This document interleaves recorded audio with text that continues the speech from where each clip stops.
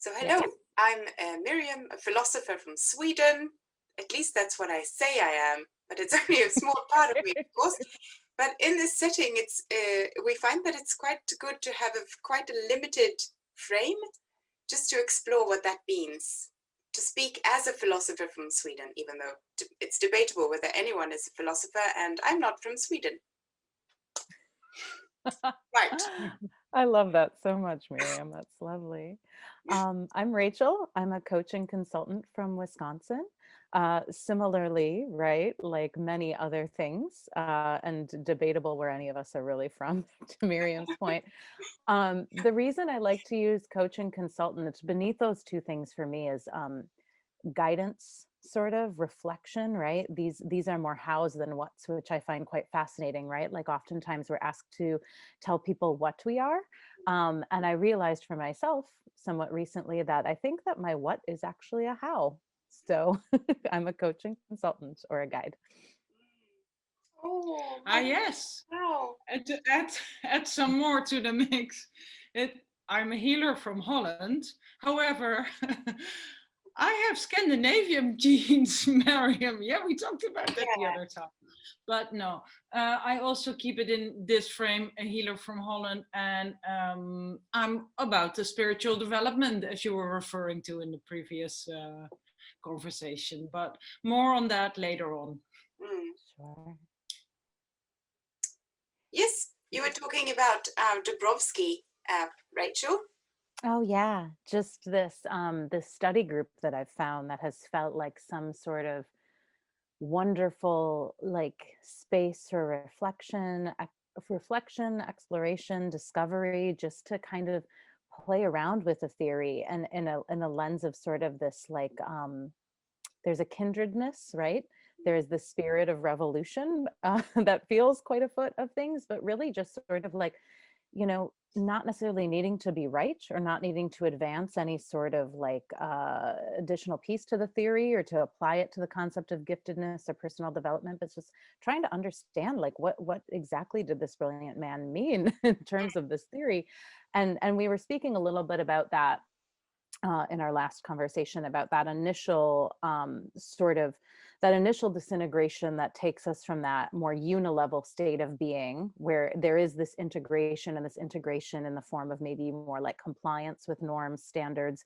With my clients, sometimes I call it, we haven't gone through the great defrag yet of like, kind of looking inwards, but that, from there, the subsequent expansion that's possible, right? Like once you transcend that unilevel, it requires an existential, it requires turning the mirror on the self, it requires this kind of like desire to understand and create meaning. And we were exploring that in relation to giftedness, right? Like, is that curiosity or that drive for meaning, that innate sort of thing, is that part of what gifted could mean? And then taking that a step further and like creating our own meaning for what gifted means. So there's quite a lot in there, but I do think the existential is a big part of it. And the existential and the existential crisis, it's almost like you can't develop it unless you have a crisis. And in a way, and in a way, children, when children, we can see children having crises all the time, like when they're young, every 2 weeks or every 2 months, they're going through something, and then they're sort of leveling up, and they won't struggle with the same thing again, because they'll struggle with the next thing and the next thing. And I often thought that we should keep talking about these developmental phases and crises when we're adults as well. It's only that our crises take like 10 years, but we do get through them if we want to. If we want to take the next step in the Dabrowski levels, if we want to do the work that it requires to integrate what we've been going through, and then to question again, and then the constant meta reflection as well. Yeah, because it is so important for personal development. I recall when I had the talk on spiral dynamics, I think it was December or somewhere. And spiral dynamics is also about change, and it looks at so as an infant we're very attached to the parents, and it's necessary. We cannot survive without the parents. And then there comes a phase where it has to detach from the parents, and it has to start to question things. You know, why is this, mommy? Why is that, daddy?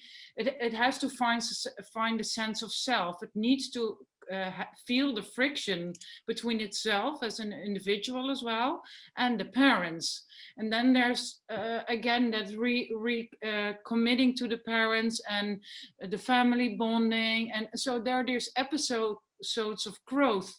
And then there's puberty with the rebellion, and so you move on and you move on, and your comprehension of the world expands, your consciousness expands. And when you go through the stages in a healthy way, you have to have this friction all the time, this transformational friction, as they sort of call it also. And that keeps on going, because you go back into communion and individuality. Otherwise, you cannot find that sense of self. And otherwise, also, you cannot feel the non-duality again afterwards, because that's how it has to be all the time for us to evolve. Yeah. Well, it's so interesting. It's so interesting that we think about things from a developmental context in children, and somehow that just stops. Yeah. Like, you've turned 18, you've turned 20, you've turned 16, whatever the age in your particular, you know, culture. Like, it's like we just all of a sudden, mutability goes away and staticness becomes the like philosophical underpinning or norm there, right? When in actuality, like, mutability and change are the underlying basis of like all nature, Yes. ourselves included. So this even idea of like the cultural literacy around development, or like development's place in the adult self concept, right? Like, this is such a thing that's missing. And then to take that a step further, to kind of maybe connect to what you were saying, Dyonne, is that this like sort of form and formless, right? That there is, you know, there's a physical aspects. Like I come back to like health sometimes, and health being a very existential thing, like the state or condition of anything, right? And so we think about whole health or human health. There is like the form-based health, and then there's like the formless health, which, you know, some people might use the word spirituality. We can talk about meaning, we can talk about the existential. Those two meet in the middle somewhere. And in like the physical body, when we think about like anatomy with meaning, it's the nervous system. Like, that's where the form and the formless. Yeah, I'm quite inclined to the formless aspects of personal development. But the body, I forget who said it, where I read it or who said it to me, but it really clicked, as like the body is the unconscious mind, right? Like, it's one big body mind. So when we think about personal development, bringing the physical, the mental, emotional, or the psyche, and then this like existential or spiritual piece along for the ride, all of them have this sort of, you were talking about that friction or that tension. It's not just the disintegration or the expansion or the contraction and the expansion. It's also like the reconciliation of those form and formless aspects, right? Which comes from our willingness to explore them, right? Like our willingness to explore the formless. Oh, I love that. Or the form. Yes. And a couple of years ago, 3-4 years ago, I started this interview series called Somatic Philosophy, and I didn't know the whole thing was what is somatic philosophy. That was 30 hours or something of conversation about what is somatic philosophy, and it would be something like the body as a path to wisdom, or the wisdom of the body, and how do you what's the, like, again with the integration, because it means integrity also comes from there, and this is like integrating all your parts give you integrity, and exactly, and this is the prerequisite for living authentically and for flourishing. And then if I'm like, I want to say so many things at the same time, but I'll just throw it all out there. So I'm sorry. So philosophy means love of wisdom, philosophia, the goddess of wisdom. And that is, philosophy, we can wonder what that is, to love wisdom. I mean, what does it mean to love wisdom? Love is that, like, that you think about it a lot, or that you hold space for it, and you make sure it's okay when you're not around, and things like that. You have some sort of relationship with it. And wisdom is sort of the being able to me. Okay, so I'm just postulating something now. So wisdom could be something like what the elderly have achieved when they have seen so many different situations, and they are able to negotiate and navigate through almost anything that happens and any type of person that they meet. And that there's something wise about that, about pattern recognition and gracefully navigating through. You see what I'm saying? So this is not, so this is not an end goal, like you're wise and you've achieved this when you're dead. That's not there's nothing like that. It's the opposite. It's the path, and it's the another way of putting it is the flourishing life. So philosophy is like the flourishing life. But one interesting thing, it's impossible for you to respond to this now because it's too many things, but I just have to say it. So the other thing about philosophy and wisdom is that it has something to do with the sphere of language. And here we go again with the developmental stages of the children, because when you enter the sphere of language and you start to work inside of this dimension, something very particular happens with the separation of mind and body that we then have to overbridge again. You see? Yes. Ah. Yes. I wonder. I'm so sorry, Dyonne. Please, if you wanted to. Oh, you could go ahead. There are so many things I want to say, and there's time. There's plenty of time. Like this beautiful fractal spiraling that's formless that you can't see, that's now surrounding me because you two but are. I'm expecting you to show up next week again. So yes. There's time, Rachel. Go ahead. Yeah. Well, thank you. The language piece, right? That piece. So I started studying the runes. So the two of you aren't the only ones that are kind of triangulating Nordic. I've got some Finnish and some Swedish and a lot of that in my bloodline. But so anyways, I found the runes a couple of years ago.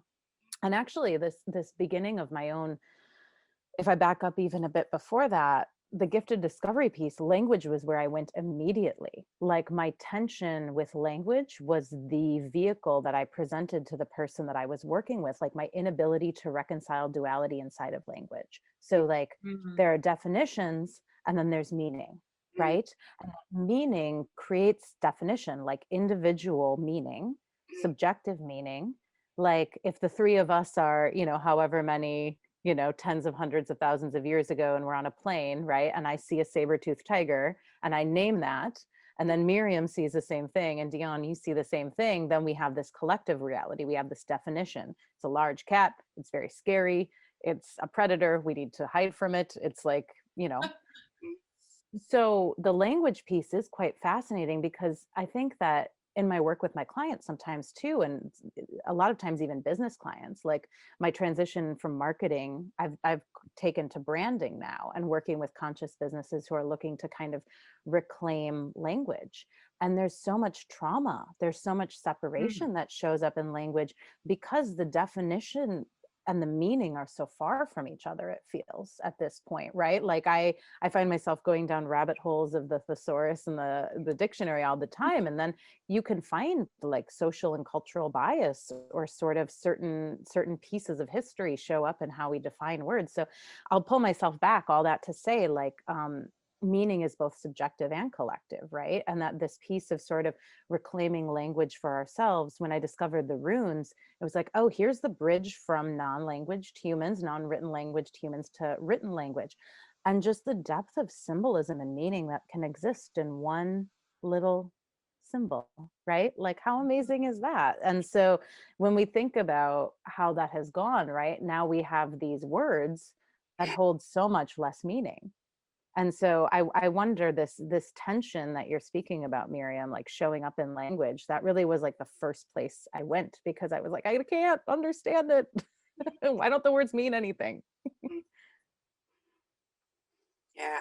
Dyonne, I don't know if that resonates with you at all, like when you Everything, think about. and because it's so beautifully dense, I have to call it, but it's so beautiful. There's so much that I can say, but I also don't want to add a string of words there because it's there's too much. But let's stick with a frame or a picture as well. Like you talk about signs instead of language or symbols, and let's make it a spiritual. Let's look at a spiritual sign, the Om sign.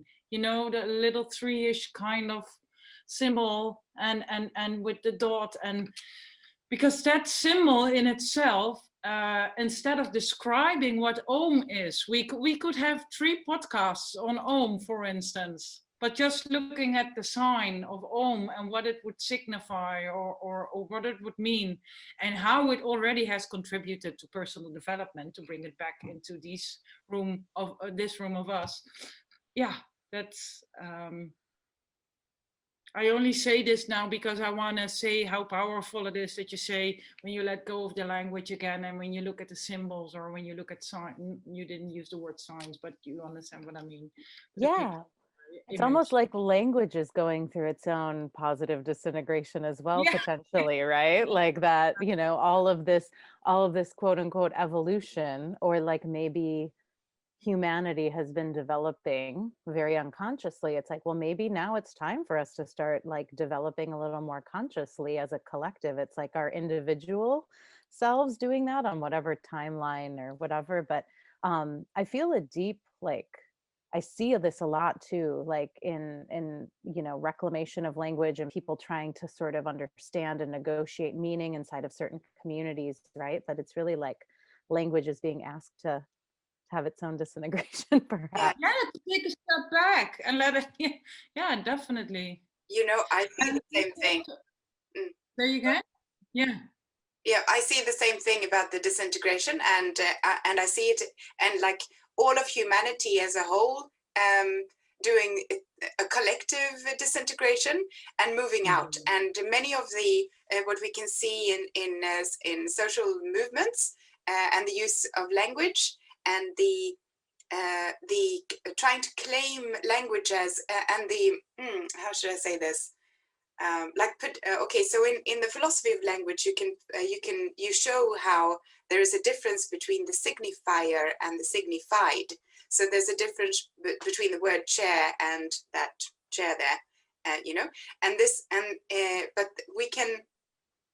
we sometimes live as though we really are quite the same, you know. So it's an inability for us to negotiate the separation between signifier and signified. It's very meta now, I know, but my whole point was, yeah, no, that's wonderful. Yeah, but I can also see the leap that we're taking now, and the before we're able to take this leap, we must really dive down into what we are ready to leave, you know. Yes, well, that's the disintegration part, Yes. right? And that maybe it's at a like almost like a meta level for all of us, but then also for the collective, it's like making a conscious choice to re-imbue all things with meaning, right?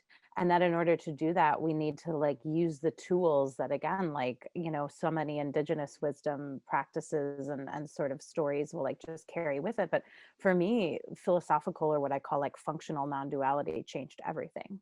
Like the idea that there is no, that the two things in opposition. So like when we think about giftedness, like there is an emerging school of thought that I see in places that talks about it's kind of saying that overexcitabilities and giftedness are two different things, that they're distinctly different, and that to use one as a correlation or a connection is not necessarily true. For me, I see it more as like they're two sides of the same coin. So like intensity as an idea of like form or formless energy that needs to move through the body. If the connections, the connections in the nervous system and in the brain, right, there's this buildup of energy or frustration, or there's nowhere for that to go, right, that can become this excess of like energy or intensity, right? So I almost see, you know, overexcitability, intensity as like a byproduct of sort of like expansion that has nowhere to go, right? Like this idea that so all that to come back to non-duality, I feel like that really is the beginning of the ability to shift. Like we have to hold disintegration and expansion not as opposites, but as complementary forces that work together. So to be able to challenge our own frameworks, to be able to tear things down with compassion and non-judgment, and then to build them back up also from a place of sort of like compassion and non-judgment. I don't know if I went off on a little bit too far there. Oh, you did, but Pull me it's back wonderful. in. We always do. But and to be able to, and this is what they say is a trait common for gifted people, to be able to hold paradoxical positions, to be able to see that something Yes. both X and not X is true at the same time. And this is this is where language falls short, but not understanding and insight. I mean, we can still have understanding and insight beyond language, and that is sort of what I was reaching at with somatic philosophy, putting those two words together, which can't really go together because wisdom, blah blah blah blah. Yes, I think they go together really nicely. I agree. They go together perfectly. Yeah, and anyone who has done yoga or gone out running will know that they go together very well, because that's like the body philosophizing, or the body it's an experience of immanence, like the soul is experiencing what it is to be in a body when you're out running. So yeah, and it's yes. That because it's also I've been trying to find the moment to jump in about spiritual development. No, development. No. I mean, not in relation to you, but where to integrate the topic. Because it's as follows. I love what you said about language going through a positive disintegration, because I feel spirituality is having the exact same thing. Yeah. I've been practicing spiritual development since I was very young already. What I noticed with my personal development in the spiritual realm, or about spirituality, was that I also tried it to transcend all the time, and not to find a way back to my body.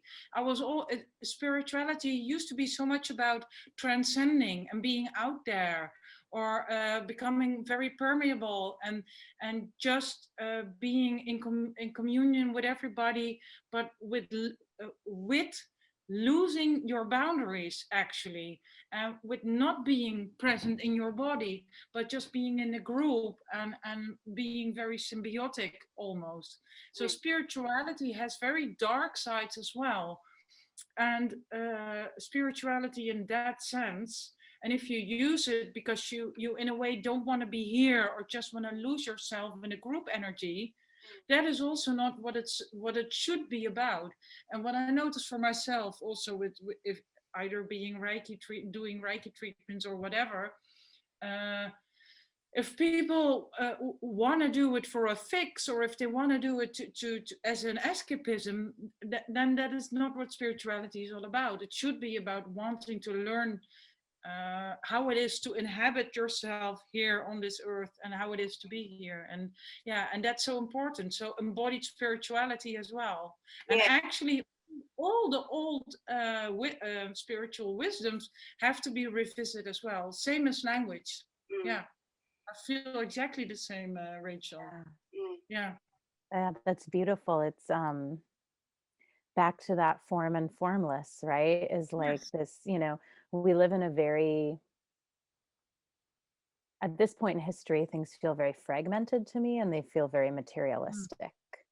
And then on the other hand, we have in the other bucket, the opposition, right, is like this formless, like spiritual, esoteric, existential, the things that aren't as material, the things that are maybe more interconnected, or sort of they're the connective tissue, maybe a little bit, or the connective. And that without both of them, right, like we can't, when I came to my journey, I realize now in hindsight, I was escaping in the cognitive. Like why and the existential can also quite be a trap, right? It can be a trap from coming into the body. Like if I just want to think about these things all day long, and if my identity is connected to the idea of like thinking and existential, what you were saying, Dyonne, like I almost, when I look back on my own journey, it's kind of like I was hovering out of my body, and then I had to come into it, and I was kind of afraid to come into it, right? But now that I'm here, I'm like, oh, this is the way. Like this middle way is the way. Like I don't get to escape into the formless, and I can't only focus on form. Like it has to be both.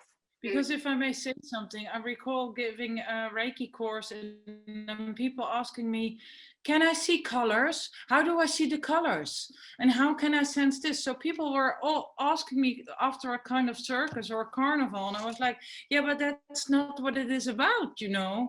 And the same as with the transcending. How can I get into a trance? And I'm like, that's not what it is about.